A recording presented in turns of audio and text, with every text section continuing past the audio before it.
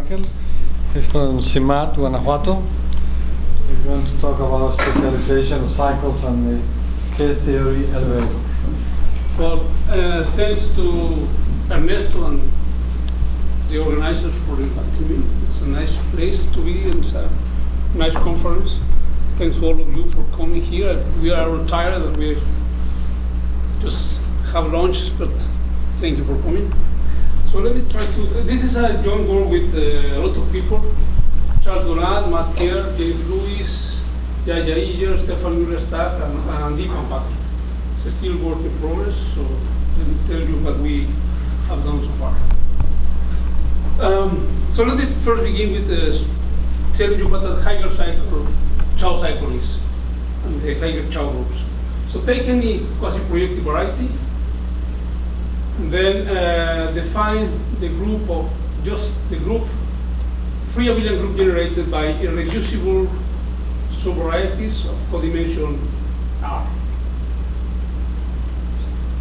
And then define delta M, which is the spectrum of this ring. It's like you should think of it like an algebraic version of poly whatever, which is isomorphic to the affine space.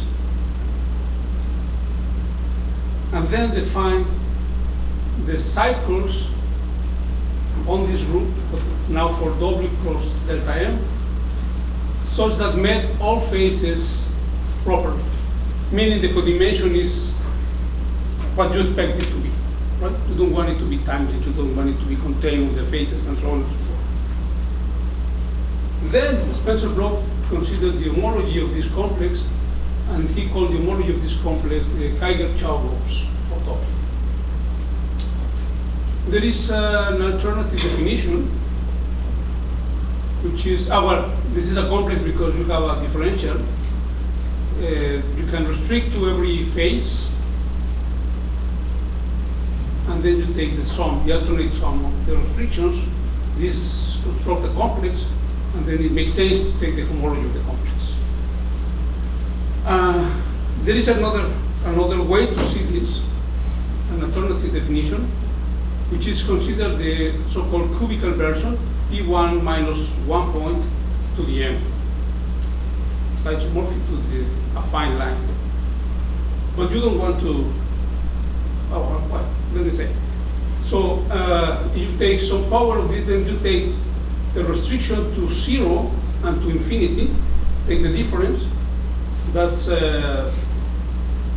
the differential will be the alternating sum of these restrictions. Right? Then again, you have a complex, and you can take. You have a complex, and you can take the homology of that complex. But there is a point where you need to be careful. So there may be something that when you project. If you forget one of the factors that you project there, things may go wrong. So you take the sum of the things that go wrong, that come from the phases, so to speak, and you mod out by that. So you actually take the complex given by the subvarieties of codimension R in W cross the cubic version, mod out by things that come from the phases. And this is again a complex, and the homology to construct the complex, and the homology of this complex is just the same. It's quite isomorphic to the previous one. This is a theorem of Bloch, and Bloch proposed the theorem, and there was a small mistake there, and Levy corrected this after some time. Well, if what follows, I will just write this instead of the C there. Right? So you will be thinking on this quotient. I will be working with the cubical version, but I will not write the C. Okay. Now, so this is a very nice homology theory. Especially if you have a smooth variety. an irreducible smooth variety. But in the non-smooth case, if you have a singular case, this theory is not completely well behaved. Then you modify it a little bit, and this was done by Kanamura. So you take any quasi-projective variety, say your characteristic 0, because we need to work with the singularizations. And then you take a cubical hyper-resolution, a la Guillen-Navarro. Instead of working with the hyper-resolution constructed by the NIM, which is in principle infinite, you take the one given by Guillen and Navarro, and this is a finite cubical hyper-resolution. And then you can take this complex, which is a bi-complex, take the total complex associated with this bi-complex, and the homology of that will define the so-called homological Higher-Chow groups. The other one was homological, this is co-homological. Okay? For a smooth, and then you have a spectral sequence given by the different pieces above into the homological Higher-Chow. This has some properties, and I will show you some of them. I will mention some of them. You have already.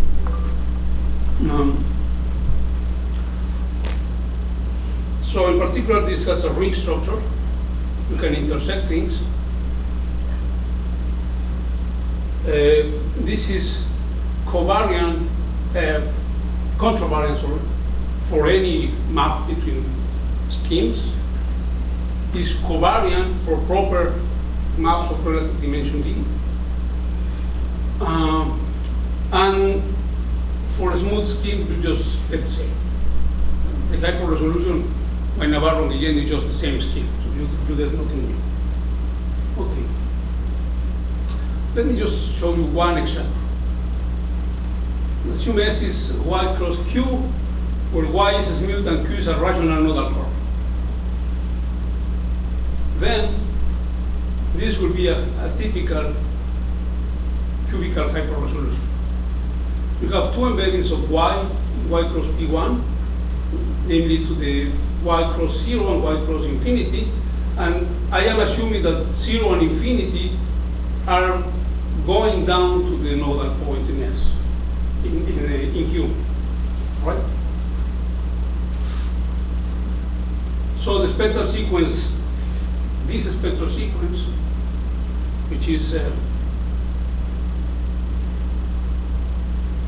this spectral sequence, in this case degenerates at E2. And there's only one factor coming from here and one factor coming from here. The pullback between this and this defines the E2 term, and there is no other way to go. So it degenerates rapidly in E2. In particular, the homological Chow group for S will be the direction. And well, that's the general story. And now let me take a family. Let me take a flat family which is generically smooth over a curve. So over the generic point, this could be an honest curve, it could be just a discrete evaluation ring, whatever you want. Over the generic point, you have a variety which is smooth. Over the 0, you have something which has some singularities.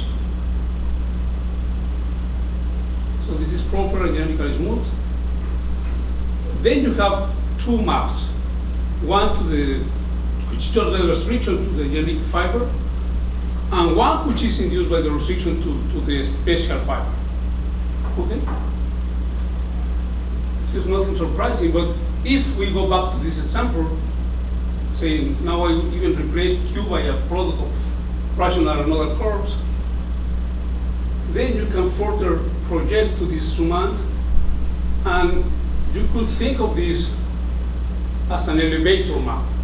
You start with some class here, which is coming from the class in the family, and then you are associating to that class something here in this special, in Y, so So this is a piece on the N K-theory group of X eta, and this will be a class on the N plus B K-theory group of Y.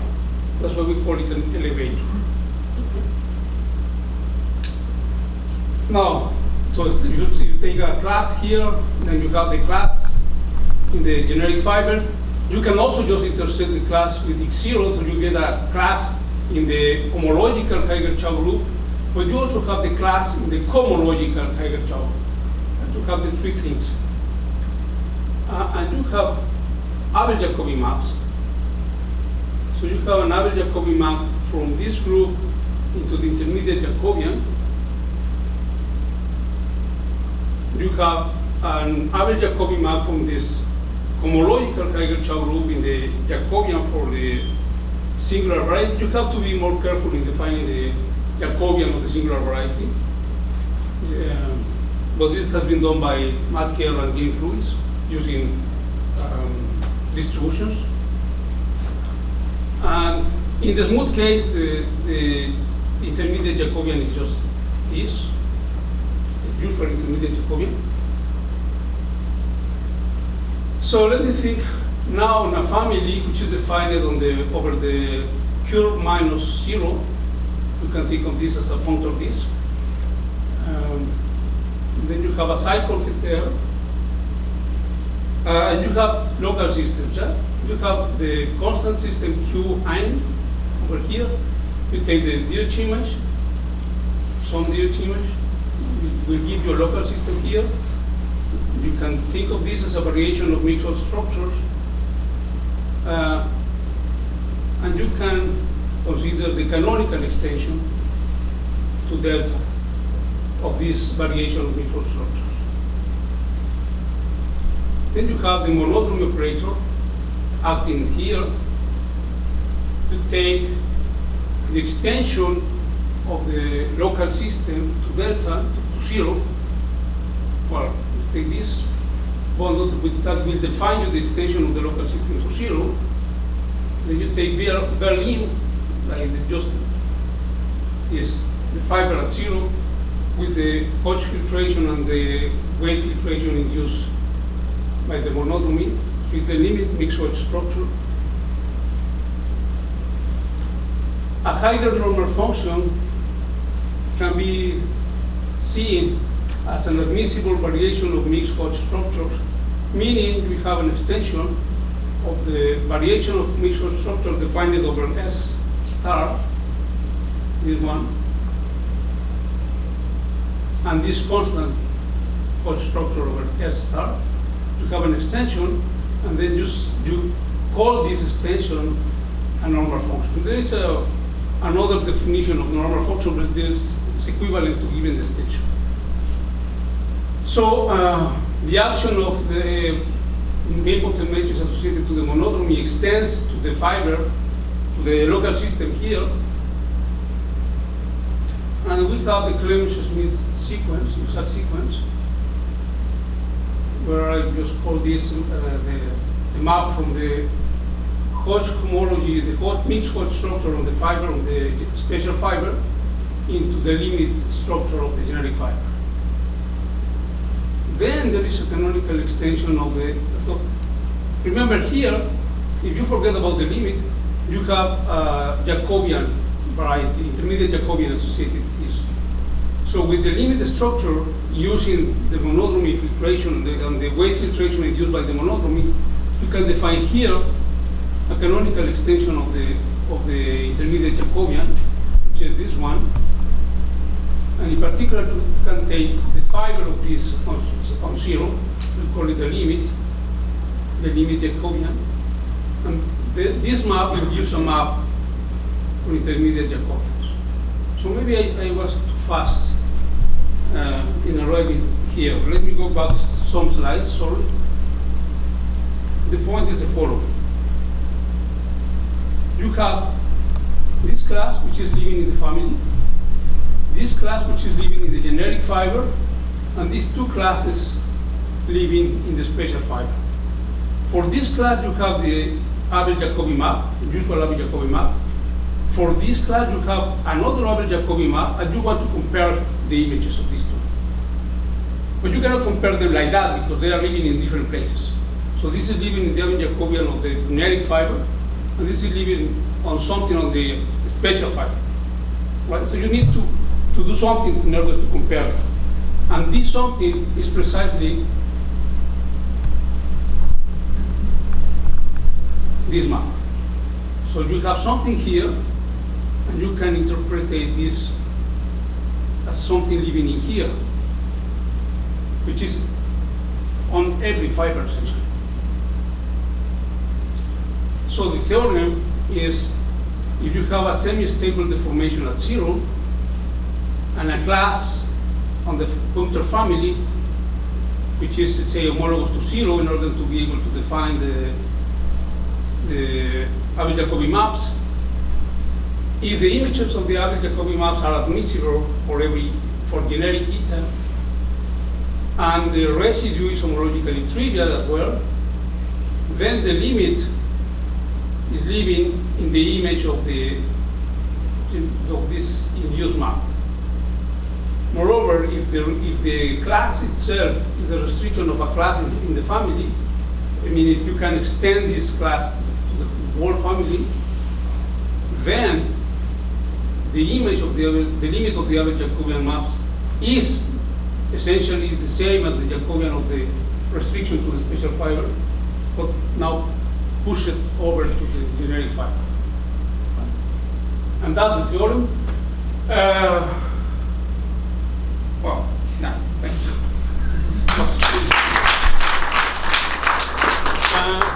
Okay, so this can be generalized. I just wrote it in the semi-stable deformation case. This can be generalized for any case.